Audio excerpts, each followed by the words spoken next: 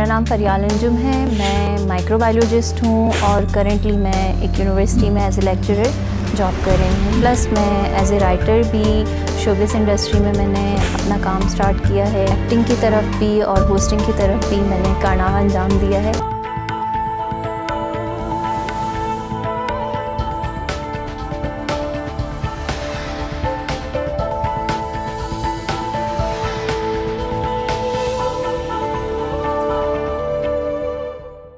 जिंदगी में हर कोई कामयाब होना चाहता है, लेकिन बहुत कम लोग ही कामयाब हो पाते हैं।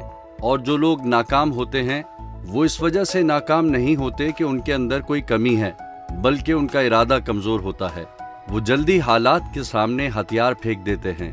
आज गामजन में आपको सुनाएंगे एक मिडिल क्लास घराने की एक लड़की की कहानी, जिसने एक एक करके अपने सारे ख्वाब पूरे किए।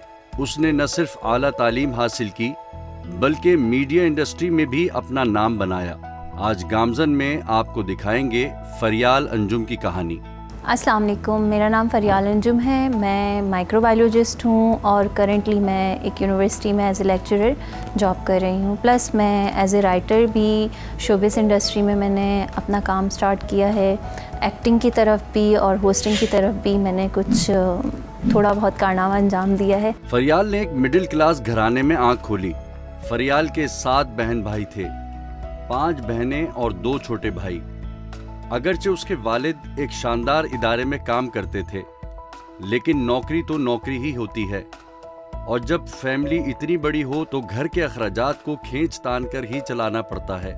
फरियाल के वालिद आला तालीम के हामी थे। उसकी वालदा एक टीचर रह चुकी थी, लेकिन अब वो अपना सारा वक्त अपने बच्चों की तालीम और तरबियत पर खर्च कर रही थी। शायद यही वजह थी कि फरियाल को आला तालीम हासिल करने में कोई दिक्कत पेश नहीं आई। बाजी, आप इसलिए परेशान हैं क्योंकि आप डॉक्टर नहीं बन पाएंगी? नहीं, मैं इसलिए परेशान हूँ कि आज मुझे खाना नहीं मिला। और क्या वजह होगी मेरे परेशान होने की? मेरे तो सारे ख्वाब ही टूट गए। बाजी, अल्लाह के हर काम में कोई ना कोई बेहतरी होती है। हो सकता है कि आप किसी और शोबे में कमाल कर दिखाएं। अब देखिए ना, तमाम ख्वाहिशात तो पूरी नहीं होती ना। कहना बहुत आसान है, लेकिन खैर अब मैं इतनी भी परेशान नहीं हूँ कि रोना धोना ही शुरू कर दूँ। इतना तो मैं जानती हूँ कि मैं कुछ बड़ा करूँगी। ये हुआ ना कॉन्फिडेंस। बिल्कुल सही कहा। मेरी बेटी बहुत ज़हीन और बहुत कॉन्फिडेंट है, मुझे इस पर कोई शक नहीं। बस बेटा, कभी मायूस मत होना और जिस शोबे में भी जाओ खूब मेहनत करना। बेटा, मेरे पास बहुत से आइडियाज़ हैं, मगर फ़ैसला तुम्हें खुद करना है कि कौन सा शोबा अख्तियार करना है, क्योंकि ये तुम्हारे करियर के लिए बहुत अहम है। बताइए क्या आइडिया?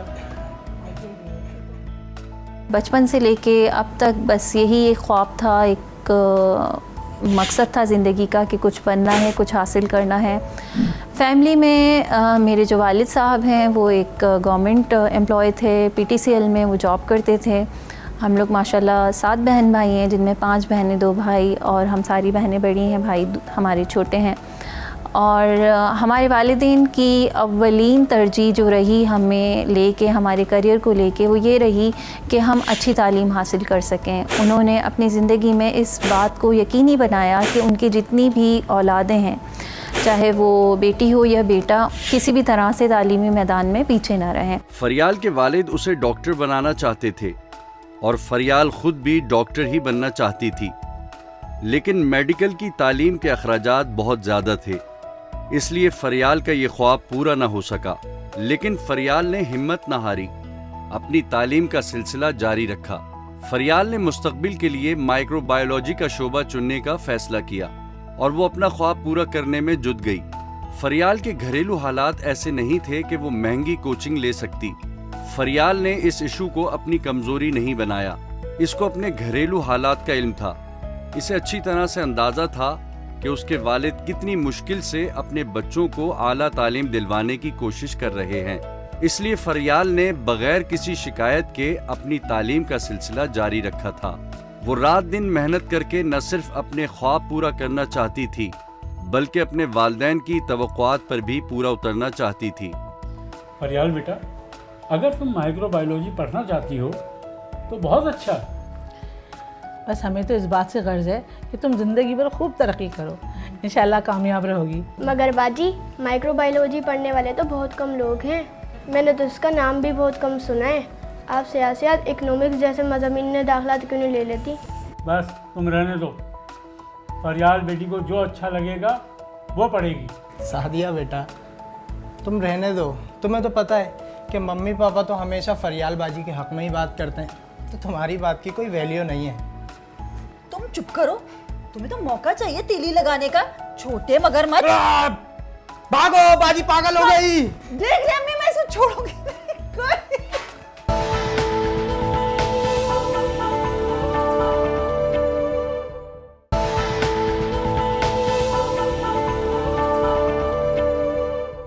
मेरे वालिद साहब की हमेशा ये ख्वाहिश रही कि मैं एक अच्छी पढ़ी लिखी काबिल इंसान बनूं और अपने मामलात को, अपने मामलाती ज़िंदगी को आसानी से बखूबी अपने कदमों पे खड़े होकर हल कर सकूं।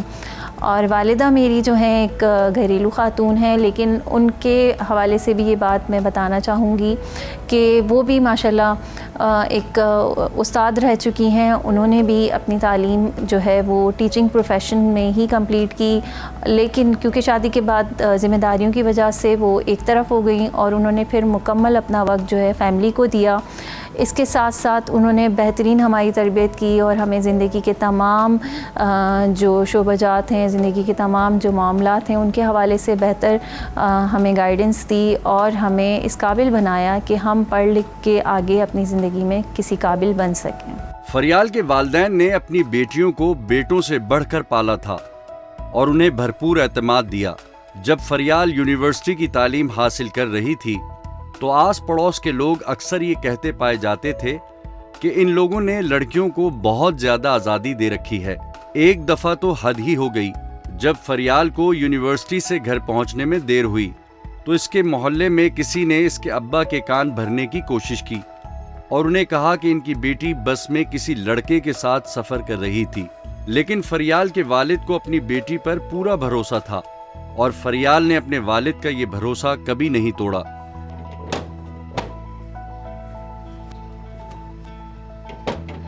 एक मिनट।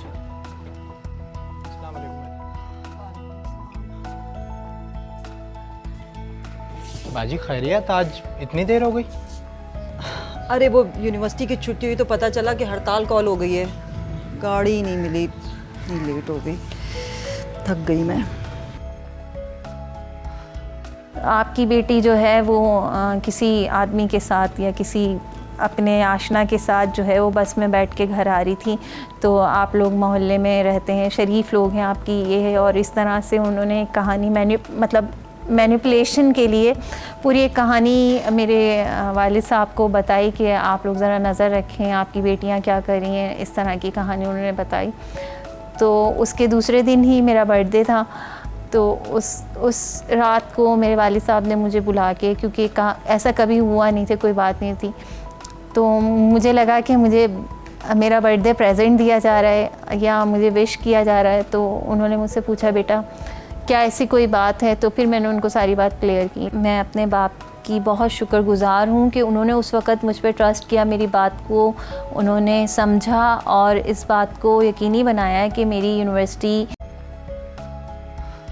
आपकी बेटी जो है वो किसी आदमी के साथ या किसी अपने आशना के साथ जो है वो बस में बैठ के घर आ रही थी, तो आप लोग मोहल्ले में रहते हैं, शरीफ लोग हैं आपकी, ये है। और इस तरह से उन्होंने कहानी मैनिपुलेशन के लिए पूरी एक कहानी मेरे वालिद साहब को बताई कि आप लोग ज़रा नज़र रखें, आपकी बेटियां क्या कर रही हैं। इस तरह की कहानी उन्होंने बताई।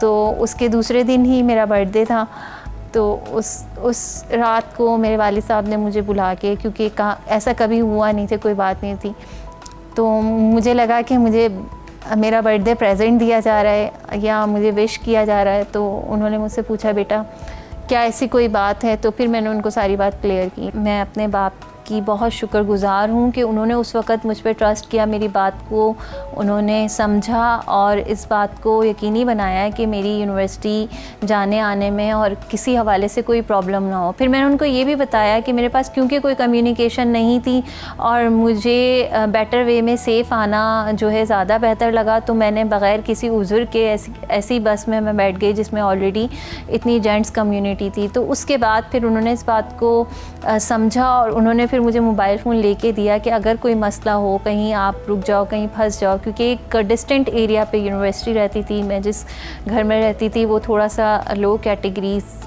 लोअर एरियाज़ में आता है।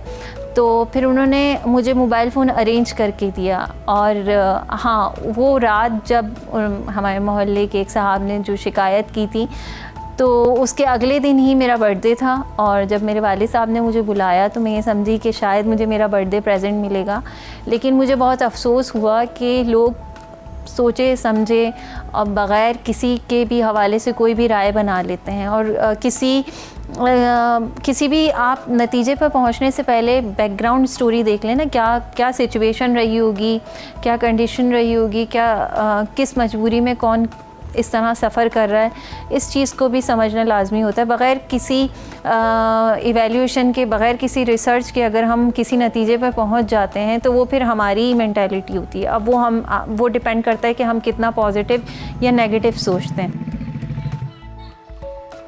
और साजिद मियाँ, क्या हाल चाल है? अल्लाह का करम है, आप सुनाइए। माशाल्लाह फरिया बेटी यूनिवर्सिटी जाने लगी है। जी, अल्लाह बेहतर करे और उसको कामयाब करे। वो तो ठीक है साजिद मियाँ, कुछ जिम्मेदारियाँ हमारी अपनी भी होती हैं। क्या मतलब, कोई बात हुई है क्या? खुलकर बताएं। अरे साजिद मियाँ, खुल के क्या बताएं, आपसे कहते हो ज़रा शर्म आती है। मैंने फरिया बेटा को कोच में सफ़र करते हुए देखा। जाहिर है कोच में ही सफ़र करेगी, अब मेरे पास गाड़ी तो है नहीं कि रोज़ लेने जाए उसको। बात यह है साजिद मियाँ, मैंने फरियाल बेटे को कोच में किसी लड़के के साथ देखा था। दोनों कोच में इकट्ठे सवार हुए थे और आपस में गप्पे मार रहे थे। मैं भी सीट में पीछे बैठा हुआ था। मैं तो देख के शर्म से पानी पानी हो गया। रियाज भाई, आपको अंदाज़ा है क्या कह रहे हैं आप? अच्छी तरह से जानता हूँ साजिद भाई, और मुझे आपकी इज्जत का भी ख्याल है, इसलिए बाद में सिर्फ आपसे कही है। मोहल्ले में किसी से जिक्र नहीं किया मैंने। और बधाई का तो ज़माना ही रहा।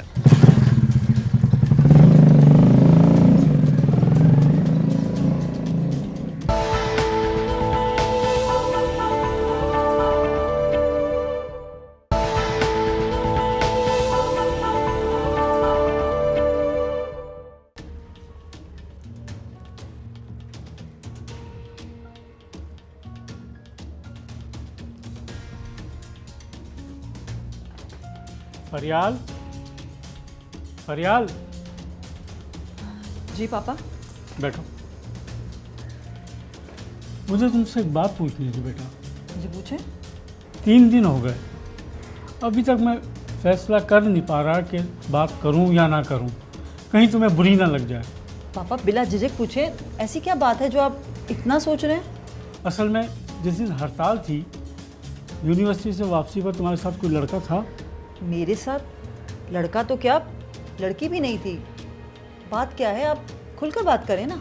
मुझे किसी मोहल्लेदार ने बताया कि जिस दिन तुम कोच में सफ़र कर रही थी तो तुम्हारे साथ कोई लड़का भी था। मैंने यही सोचा कि वो तुम्हारा क्लास फेलो होगा, इसीलिए मैंने तुमसे पूछा नहीं, कहीं तुम ये ना समझो कि मैं तुम पर शक कर रहा हूँ। पापा जिसने भी आपसे ये बात कही है ना, वो खुद बहुत बड़ा बदकिरदार होगा। उस दिन मैं अकेली थी, परेशान थी, कुछ खदशात थे कि देर से घर जाऊंगी तो आप लोग क्या सोचेंगे। फिर मेरे पास फ़ोन भी नहीं था कि मैं आप लोगों को इत्ला दे देती। बेटा, मुझे तुम्हारे किरदार पे कोई शक नहीं, मुझे तुम पे एतमाद है और तुमने भी मेरे एतमाद को कभी ठेस नहीं पहुंचाई। बाकी मैं समझ सकता हूँ आजकल के लोगों की सोच कितनी घटिया हो गई है। पापा मैं मर तो जाऊंगी, लेकिन आपके एतबार को कभी ठेस नहीं पहुंचाऊंगी। और हाँ, तुम्हारे मोबाइल वाला मसला भी हल हो जाएगा। कल मैं मोबाइल ले आऊँगा तुम्हारे लिए, ठीक है? कभी कोई ऐसा मसला हो तो फ़ोन पर रब्ता कर लिया करना, मेरी बात का बुरा मत मनाना। नहीं नहीं पापा, मैं आपकी बात का बुरा क्यों मनाऊंगी, बल्कि मुझे तो खुशी है कि आप मुझ पर इतना एतबार करते हैं। आप चाय पियेंगे? ये भी पूछने की बात है? इलायची वाली? वाह। अम्मी कहाँ हैं? वो भी अंदर ही है। चले ठीक है, मैं बनाती हूँ। फरियाल के ख्वाब बहुत बड़े थे। वो सिर्फ आला तालीम ही हासिल नहीं करना चाहती थी, बल्कि वो एक राइटर के तौर पर भी अपनी शनाख्त बनाना चाहती थी। वो बतौर शो होस्ट भी अपना कैरियर बनाना चाहती थी। वो दुनिया भर के मौज़ूआत पर बात करना चाहती थी।